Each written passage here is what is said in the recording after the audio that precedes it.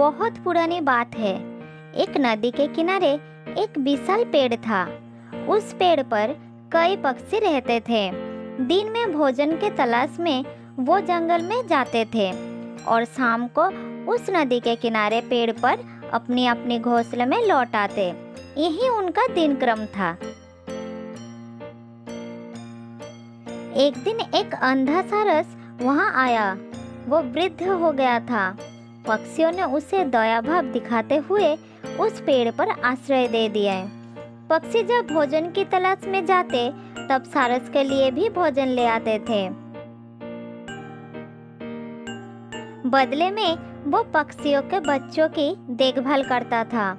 इसी तरह सारस का बिना मेहनत करके भोजन मिल जाता था और पक्षी भी अपने बच्चों की तरफ से निश्चिंत होकर भोजन की तलाश में दूर तक जाते थे।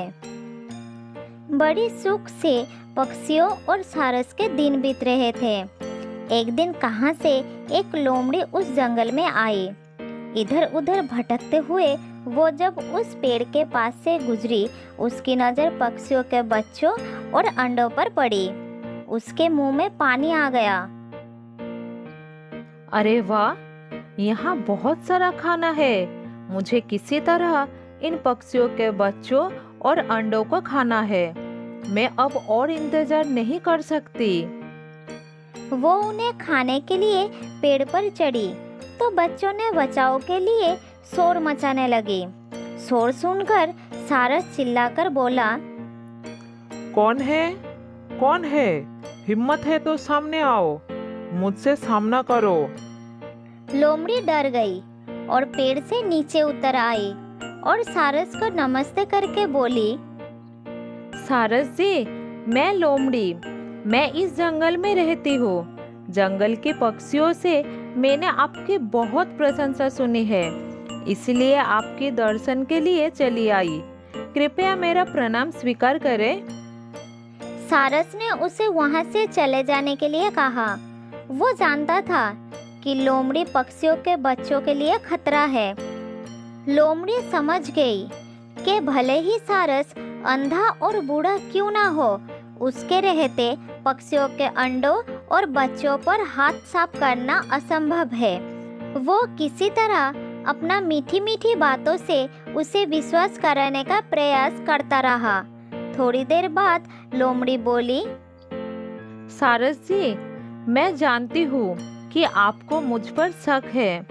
आपको लगता है कि मैं पक्षियों के बच्चे और अंडों को अपना भोजन बना लूंगी, पर मुझ पर भरोसा करें, ऐसा नहीं होगा।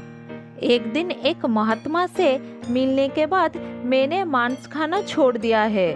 मैं पूरी तरह शाकाहारी बन गई हूँ और अपना समय दूसरों के मदद करने में लगाती हूँ।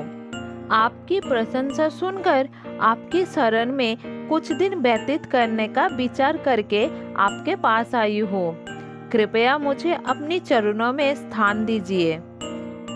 सारस लोमड़ी की मीठी मीठी बातों में आ गया और उस पर विश्वास कर बैठा।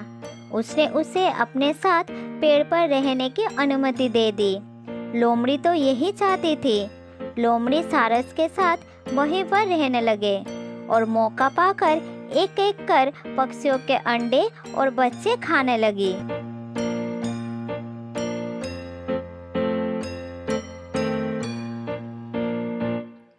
इधर एक एक करके अपने बच्चों और अंडों के गायब होने से सभी पक्षी चिंतित और दुखी थे। एक दिन सबने इसकी पड़ताल करने की ठान ली। जैसे ही लोमड़ी को इस बात का पता चला, वो पेड़ छोड़कर भाग गई।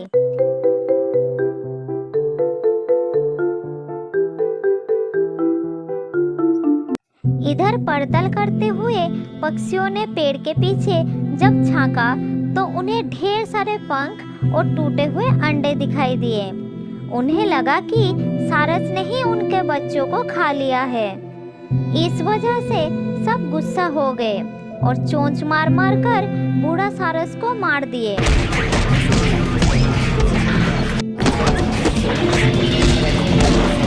लोमड़ी को विश्वास करके बेचारा सारस अपने प्राणों से हाथ धो बैठा। तो दोस्तों, इस कहानी से हमें ये समझ आता है कि जिसके स्वभाव के जानकारी ना हो उसे आश्रय नहीं देना चाहिए।